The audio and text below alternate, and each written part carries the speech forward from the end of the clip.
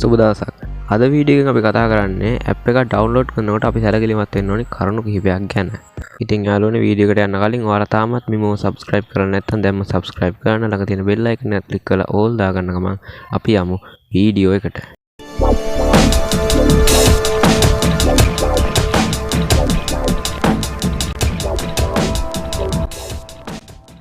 යාළුවනේ අපි සාමාන්‍යයෙන් ඇප් එකක් ඩවුන්ලෝඩ් කරනකොට ඩවුන්ලෝඩ් කරගන්නේ Google Play Store එකෙන් හරි App Store එකෙන් හරි. එතකොට අපි කැමති අපිට දැන් අවශ්‍ය මොනවා හරි ඇප් එකක් සර්ච් කරලා අපි ඒක ඩවුන්ලෝඩ් කරගන්නවා. දැන් අපි සාමාන්‍යයෙන් ස්ක්‍රීන් රෙකෝඩර් ඇප් එකක් අපිට ඩවුන්ලෝඩ් කරගන්න ඕන නම් අපි ස්ක්‍රීන් රෙකෝඩර් කියලා සර්ච් කරලා ඒ දැන් අපිට හොඳයි කියලා එතන ඇප් එකක් අපි ඩවුන්ලෝඩ් කරගන්නවා. ගොඩක් කට්ටිය එතන කිසි අවධානයක් දෙන්නේ නැහැ. එතන තියෙන රේටින්ග්ස් වලට ඒ වගේ අනිත් අයගේ කමෙන්ට්ස් වලට. එතකොට එහෙම බැලුවොත් අපිට ඊට වඩා හොඳ ඇප් එකක් ඒ අතරින් හොයාගන්න පුළුවන්. එතකොට අපේ ඩේටාත් ඉතුරුයි අර ඒ වියදම් කරන ඩේටා ප්‍රමාණයට සරිලන හොඳ ඇප් එකක් අපිට එතනින් ඩවුන්ලෝඩ් කරගන්න පුළුවන්. ඒ සාමාන්‍යයෙන් ගොඩක් අය කරන්නේ ඇප් එකක් සර්ච් කරාට පස්සේ ඒ උඩින්ම එන මොකක් හරි ඇප් එකක් අපි ඩවුන්ලෝඩ් කරගන්නවා. එහෙම නැතුව අපිට පුළුවන් සාමාන්‍යයෙන් ඇප් එකක් සර්ච් කරාට පස්සේ ඒ ඇප් එක ටිකක් පල්ලෙහාට යනකොට ඔයාලා බලා ගන්න පුළුවන්. ඒකේ තියෙනවා ස්ක්‍රීන්ෂොට්ස් කියලා කොටසක්. එතකොට මේ ඇප් එක ඩවුන්ලෝඩ් කරන කලින් ඔයාලට බලා ගන්න පුළුවන් මේක ඇස්සේ තියෙන ෆීචර්ස් මොනවද තියෙන්නේ කියලා. ඔයාලට අවශ්‍ය ෆීචර්ස් එකේ තියෙනවා වෙන්නත් පුළුවන් නැති වෙන්නත් පුළුවන්. ඒ වගේම අපි තව ටිකක් පල්ලෙහාට යනකොට ඔයාලට බලා ගන්න පුළුවන් රේටින්ග්ස් කියලා. රේටින්ග්ස් කියන්නේ ඒක කලින් පාවිච්චි කරපු කවුරු හරි තරු 5ක් දුන්නා කියන්නේ ඒක ඇත්තටම ගොඩක් හොඳ ඇප් එකක් නම් විතර අපි වුණත් තරු 5ක් ඕනම එකට දෙන්නේ. එතකොට ඒකේ රේටින්ග්ස් අතින් ඉහළින් තියෙන එක ටිකක් හොඳ ඇප් එකක්. ඒ වගේම ඊටත් වඩා ඔයාලට මේ ඇප් එක ගොඩක් හොඳ ඇප් එකක්ද කියලා තේරුම් ගන්නවට පුළුවන්.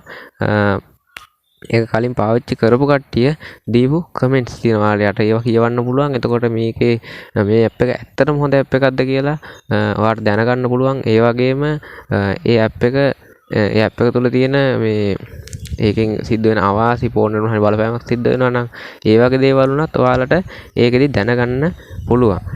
ඒ වගේම ගොඩක් කට්ටිය මේ ඩවුන්ලෝඩ් කරනවා APK files.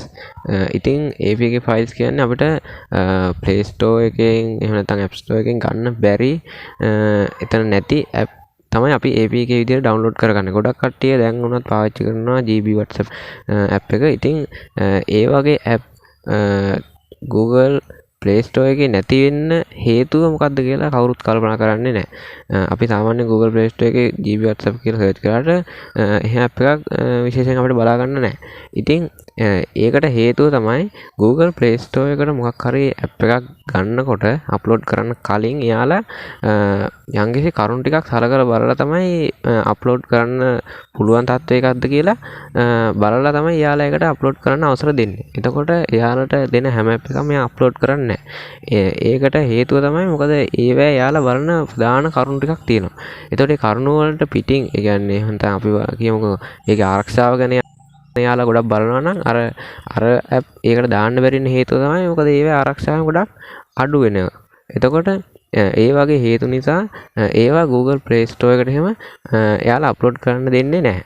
ඉතින් ගොඩක් කට්ටිය GB WhatsApp පාවිච්චි කරත් ඒවැ තියෙන ආරක්ෂාව එහෙම ගොඩක් අඩු වෙන්න පුළුවන්. කවුරුත් දන්නේ නැහැ සාමාන්‍යයෙන් මේවැ මේ තමන්ගේ තියෙන පෞද්ගලික දත්ත පවා අනික් කට්ටිය කියවනවාද ඒව ගන්න පුළුවන්ද ඒවැ මොන අවස්ථාවලට පත් වෙන්න පුළුවන්ද කියලා කවුරුත් දන්නේ නැහැ. සාමාන්‍යයෙන් WhatsApp app එක ඔරිජිනල් WhatsApp app එක එහෙම මොකුත් කරන්න බෑ. ඔයාලා දන්නවා සාමාන්‍යයෙන් මේ chat එකක් ඕපන් කරාට පස්සේ අලුතෙන්ම chat එක ඕපන් කරාට පස්සේ ඒකේ තියෙනවා කහ පාටින් අකුරු ටිකකින් මේ ලියපු පොඩි text එකක්.